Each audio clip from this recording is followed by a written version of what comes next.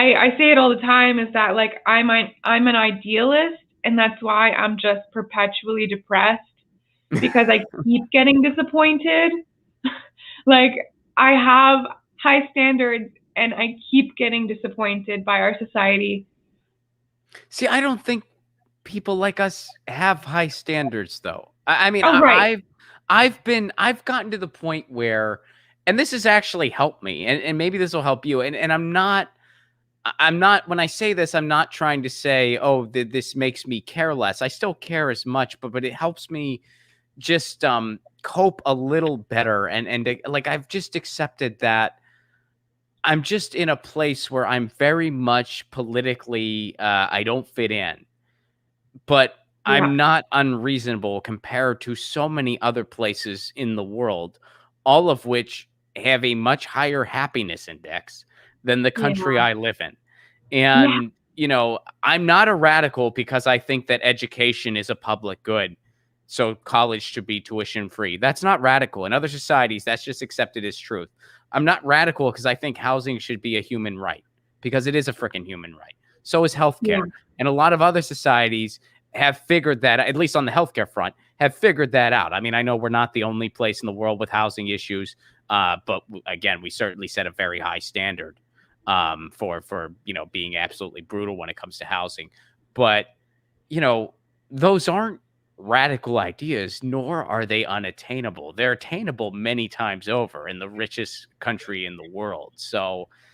I've just accepted it's like, I'm in a society where hopefully someday we catch up to so many other parts of the world. Um and hopefully we go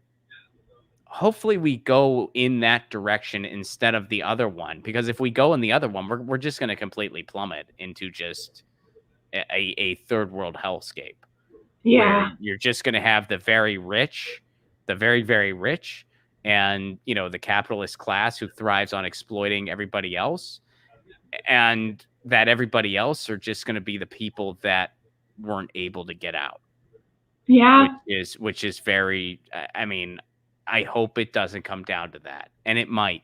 I hope it doesn't. But I hope we can turn a better make a better turn instead, you know? I hope. It's scary because a lot of my friends, like I recently found out that I am eligible for Japanese residency because of my grandmother. Mhm. And the fact that I looked that up scares me a little bit because I admit to myself, it's actually hard to say it out loud. I would really like kids, and sometimes I think to myself that they would have better lives if we left. And I Yeah. think that's a really hard sentence to say out loud, and it makes me like pretty emotional actually. But I would like that to not be the case, and I would like to stay here and not move my entire family, which I don't even know if it's possible because that takes a great amount of privilege to just be able to move everything.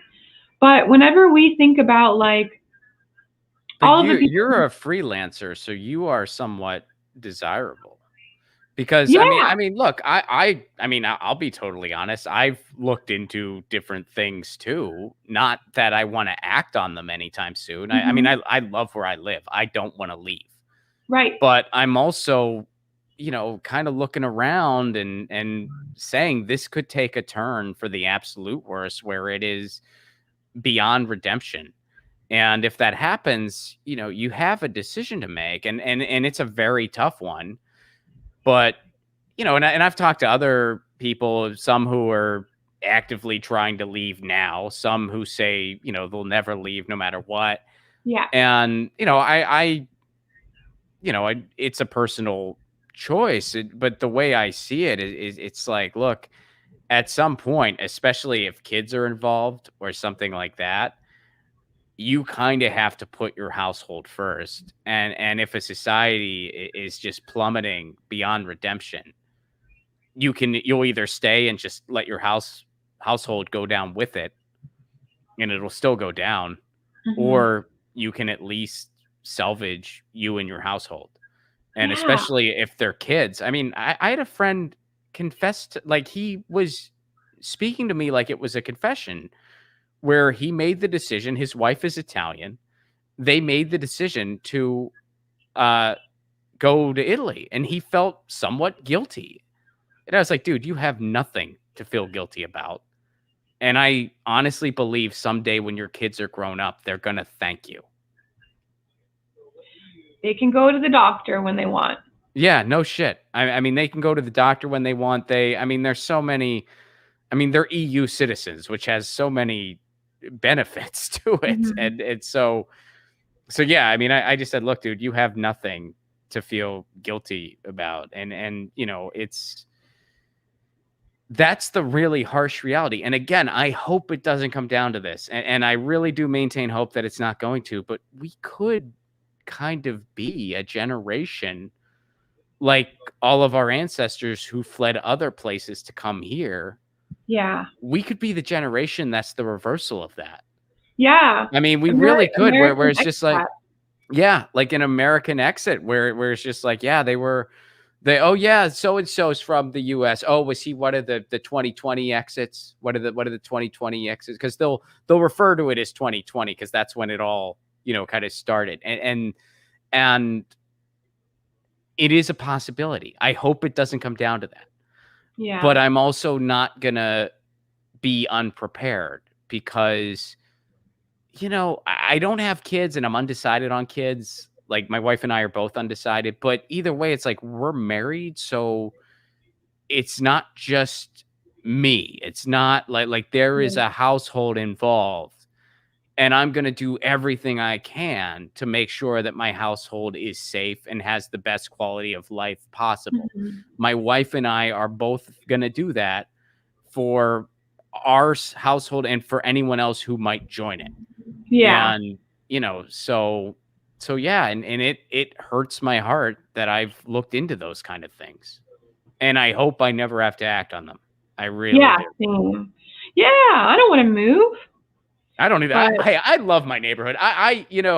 Like it's one of those things where I'm just like, look, I'm not gonna sugarcoat what's going on in the world, but I also do have some reasons for optimism that are out there, especially when you see what activists are doing on the ground floor, what people are doing in their neighborhoods, what you're doing with the community garden.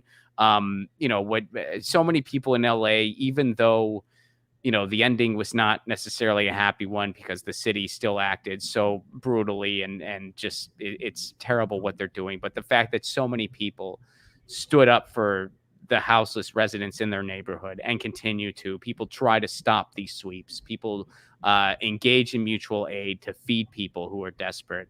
And that Mhm. happens in San Pedro, where I live, and all around the city, and where you live too.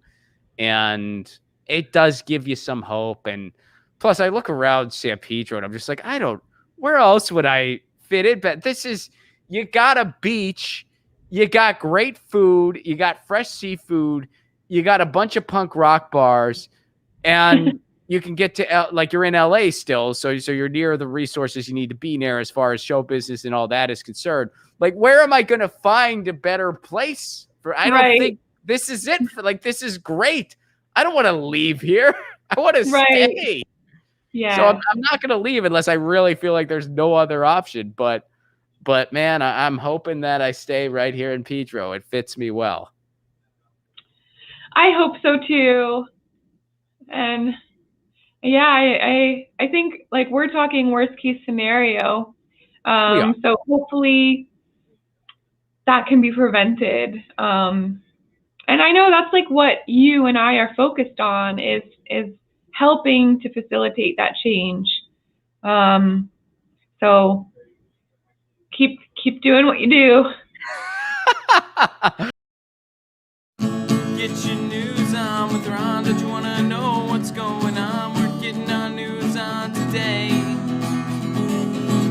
Get your news on with Ron. Don't you want to know what's going on? We're getting our news on today.